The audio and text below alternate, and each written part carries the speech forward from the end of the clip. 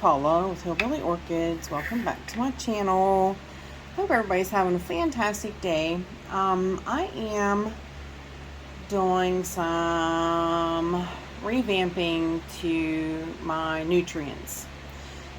Okay, after a few talks with Michael McCarthy, he also uses the Jack's two-part system. And he told me, he said, this is how I do it, and my fowls are all fine. And I'm like, okay, I'm gonna give it a whirl. What at this point, what do I have to lose, right? I don't, I've researched it, read some books, read some other things, watched some videos, till my head hurts. No lie, I'm kind of burnt out on it. I really honestly am. You can kind of do that, and you have to kind of watch. You don't want to get to that point because it's important. These nutrients are very important. So what I'm doing is basically, and I'm not changing a lot. What I'm doing is I like to keep my feed under 200 parts per million. So that was something that we discussed. He really thought that I could go more, but I told him, I said, every time I do, my fowls, even, in that scenario, my fowls fuss. And so I told him, I was like, I still want to keep it under 200 parts per million. So we discussed it that I'm going to use 75 parts per million of the 1500, the Jack's Part B. That's this one, the calcium nitrate. So I'm going to be using 75 parts per million, and that's where you need a ppm meter. So I'm going to do 75 parts per million and of the 1500 and the 125 parts per million of the 51226. Okay, that once you do the ppms, that equals up to 200 ppms. Now I do add, which, like I said, this is a small bottle of my sea kelp, but I do use the First Raise sea kelp. It's not over processed brown. I do prefer the First Raise because it's not over processed. So, and I will be using that. I'm not going to use the Epsom salts. I'm going to hold off on that. And I'm recording all of this because I want this to be the start off point of, we know some of my fowls have issues, so this is going to be my start off point as to what I'm changing for them, so we can now keep an eye on them as we go along and monitor how they're doing. So this is going to change. I've also changed, do you remember I said I was filtering my water with the zero water filter? I stopped doing that. I started using straight tap water. Now, for two reasons. One is the prices of the units have been going up exponentially each time. So I was having to buy more units at a bigger price to get them for cheaper so that I could make it work. But I was still forking out, $100, $200 to get them. So I was like, well, this is getting a little out of hand. But as me and Michael talked as well, sometimes, he's like, your water is good. Your tap water is good. Like last week, it was 55 parts per million. That was it. This week it is 82 parts per million, so it has went up, but we had a lot of rain, so I figure they do add more stuff when it rains and we get flood waters and things like that. So it does change around.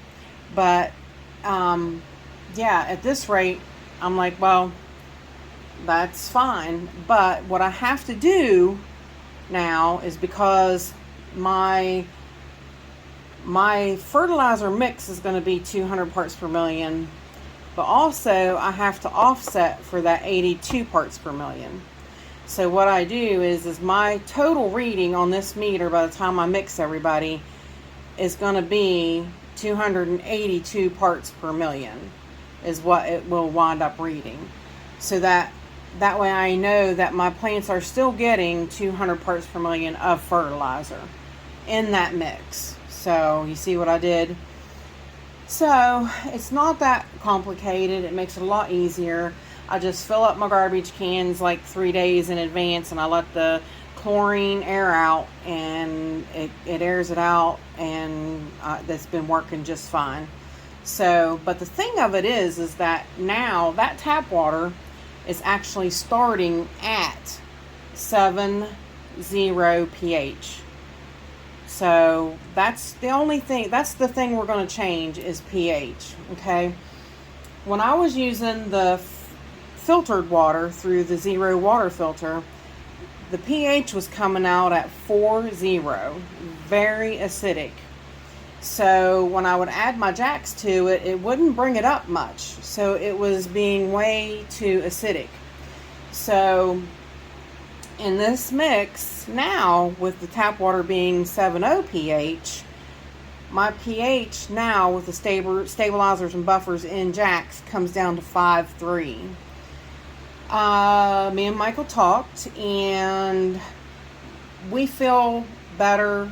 Well, he explained, you know, some of the micronutrients are better absorbed at like 6.3.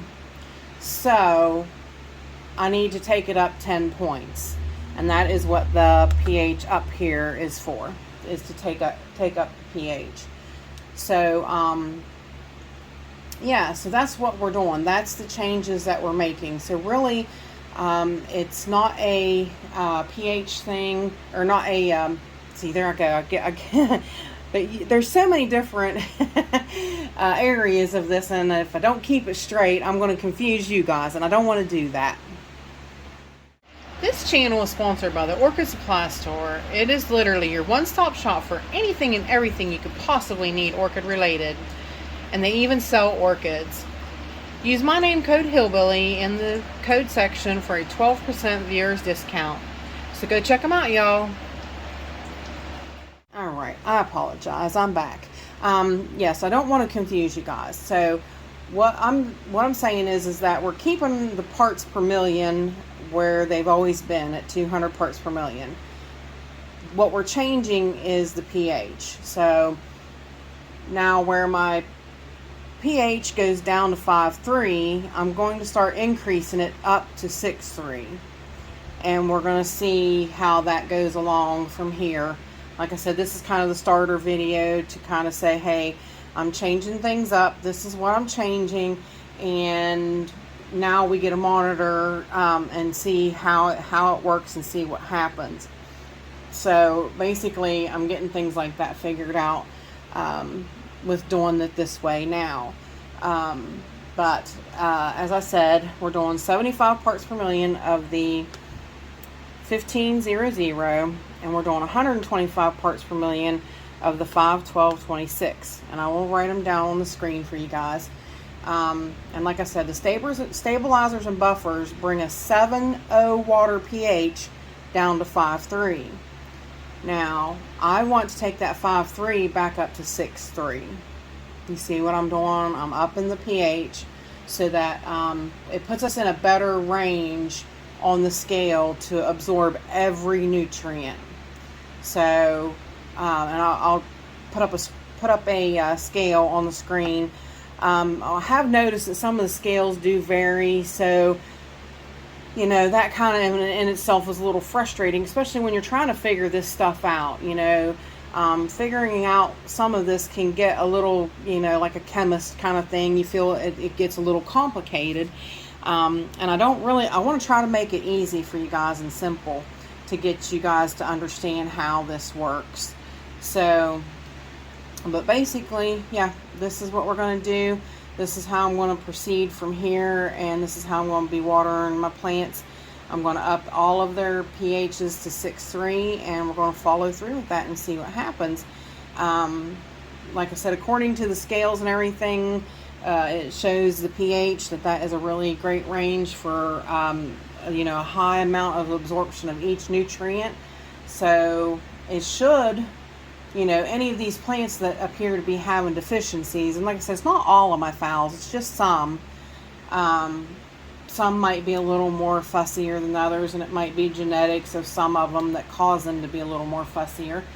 But now I can kind of watch and see what happens as things progress along with this fertilizer, doing this way, and we can kind of all go along with it and see. But still definitely using the Jack's 2-part system. I totally have faith in that. And honestly, most of my other plants, like my Cattleyas and such, they did just fine at a pH of 5.3. They really don't seem like they have issues. They don't seem like, they all kind of grow, they bloom, they do their thing, they do everything like they're supposed to. So, but, yeah, we're going to see what happens. So, if anybody has any questions or anything, please feel free to leave them in the comments. And with that said, I appreciate all you beautiful, wonderful people stopping by and hanging out with me. And bye for now, y'all, till we meet again.